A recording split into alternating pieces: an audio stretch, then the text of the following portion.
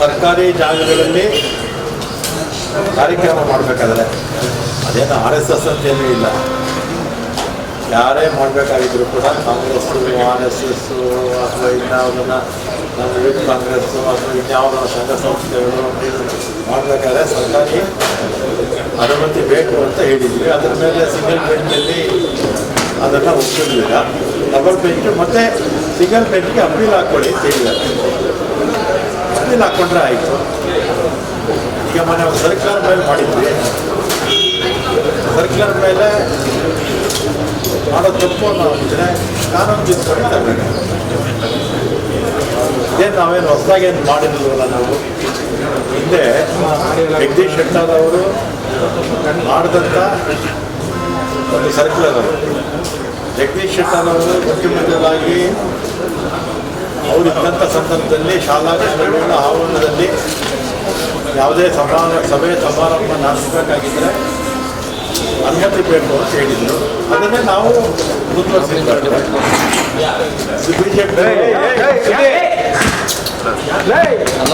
ಬಿಜೆಪಿಯವರು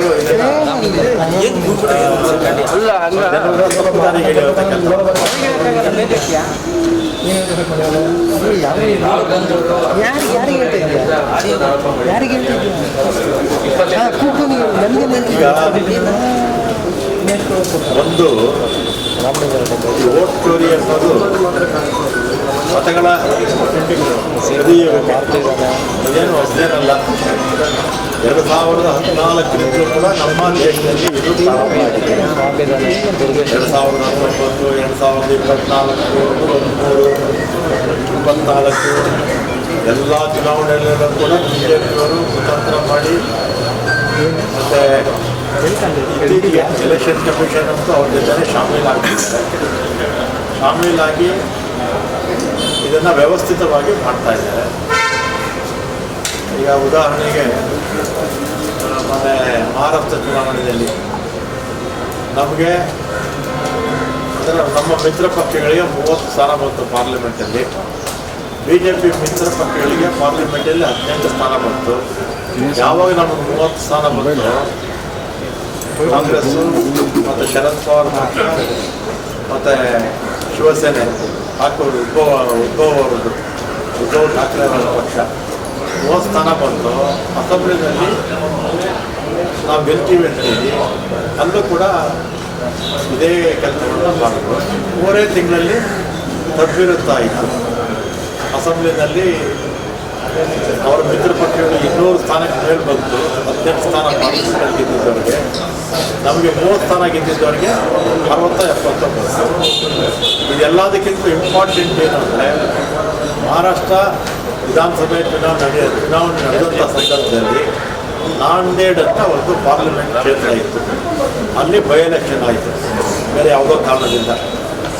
ಅಂದರೆ assembly election Nanded by election ಒಂದೇ ದಿನ ಆಯಿತು.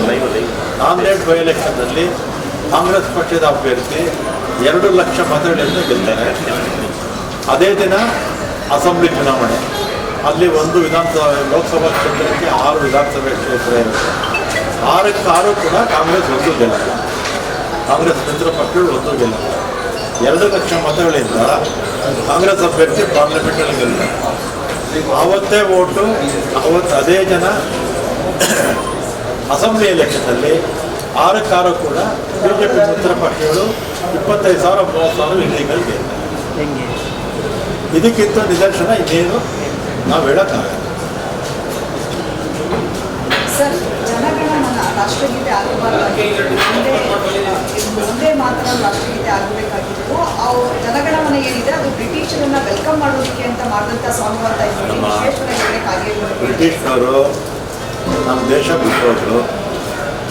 ನಮ್ಮ ದೇಶ ಬಿಟ್ಟೋದ್ಮೇಲೆ ನಮ್ಮ ನ್ಯಾಷನಲ್ ಆಂಥಮ್ಮು ಯಾವುದಿರಬೇಕು, ನಮ್ಮ ಫ್ಲಾಗ್ ಯಾವುದಿರಬೇಕು, ಆಮೇಲೆ ನಮ್ಮ ಪಾರ್ಲಿಮೆಂಟ್ ಹೇಗಿರಬೇಕು, ನಮ್ಮ ಸಂವಿಧಾನ ಹೇಗಿರಬೇಕು, ನಮ್ಮ ದೇಶದ ಆಡಳಿತ ಹೇಗಿರಬೇಕು ಅಂತ ನಮ್ಮ ಸ್ವಾತಂತ್ರ್ಯ ಕೊಟ್ಟ ಮೇಲೆ ನಮ್ಮ ಭಾರತದಲ್ಲಿರ್ತಕ್ಕಂಥ ಆಗಿನ ಪ್ರಧಾನಮಂತ್ರಿಗಳು ಆಗಿನ ಎಲ್ಲ ಮುಖಂಡರು ಆಗಿನ ಮಂತ್ರಿ ಮಂಡಲ ತೀರ್ಮಾನ ಮಾಡಿದ್ರು.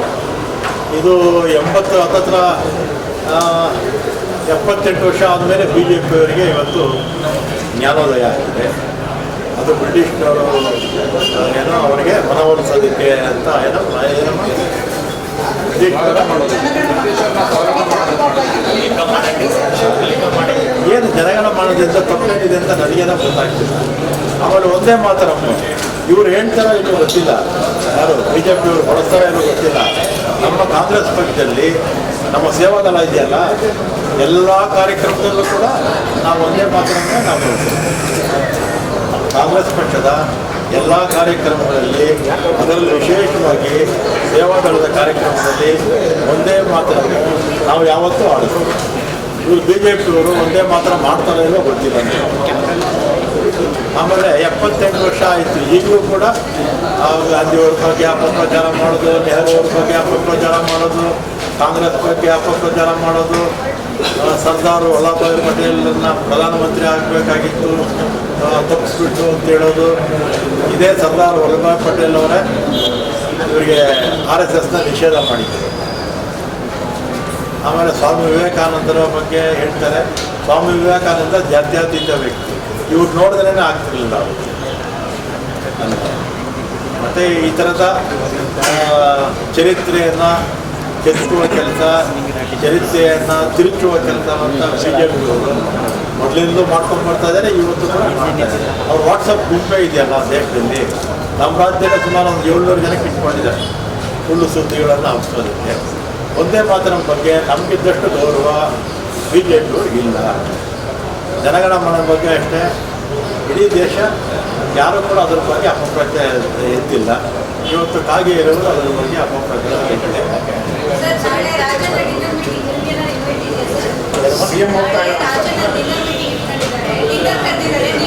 ಯಾರು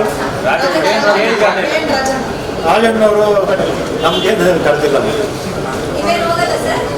ನಾವು ಈ ರಾಜಕೀಯ ಡಿನ್ನರ್ ಆದರೆ ಹೋಗಲ್ಲ. ಅವರು ಹುಟ್ಟುಹಬ್ಬಕ್ಕೆ ಕರೆದಿದ್ರು ಹೋಗಿದ್ದೆ.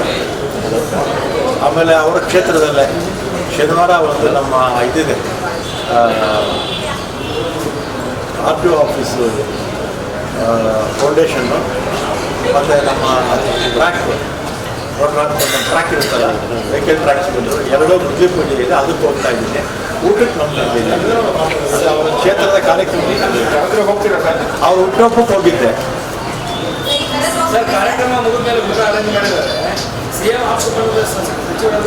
ಇಲ್ಲ, ಅದ್ರ ಬಗ್ಗೆ ನಮ್ಮ ಮಾಹಿತಿ ಇಲ್ಲ.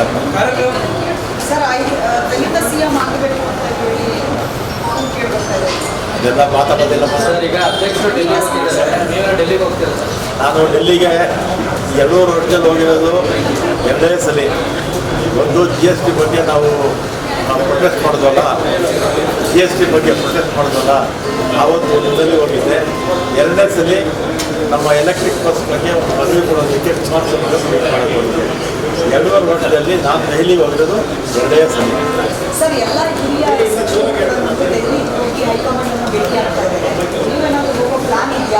ನಾನು ಯಾವತ್ತೂ ಕೂಡ ಸ್ಥಾನಮಾನದ ಬಗ್ಗೆ ಇನ್ಫ್ಲೂಯೆನ್ಸು ಮಾಡಿ ಇದುವರೆಗೂ ಯಾವುದೂ ತಗೊಂಡಿಲ್ಲ, ಮುಂದಕ್ಕೂ ಕೂಡ ತಗೊಳ್ತಾರೆ.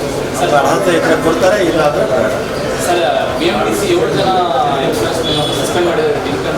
ತಪ್ಪು ಮಾಡಿದವ್ರಿಗೆ ಶಿಕ್ಷೆ ಆಗ್ತಾ ಇರುತ್ತೆ. ಎಲ್ಲೆಲ್ಲಿ ತಪ್ಪಾಗುತ್ತೆ, ಎಲ್ಲೆಲ್ಲಿ ಅಧಿಕಾರಿಗಳು ತಪ್ಪು ಮಾಡ್ತಾರೆ, ಅವ್ರ ಮೇಲೆ ನಮ್ಮ MD ಅವರು ಕ್ರಮ ತಗೊಂಡಿದ್ದಾರೆ. ಇಲ್ಲಾಂದರೆ ತಪ್ಪುಗಳಿಗೆ ಮುಂದುವರಿತಾ ಇದೆ. ಇನ್ನಷ್ಟು ಹೆಚ್ಚಿನ ಮಾಹಿತಿಗಾಗಿ ಫಾಲೋ ಮಾಡಿ ಬ್ರಿಗೇಡ್ ನ್ಯೂಸ್ ಕನ್ನಡ.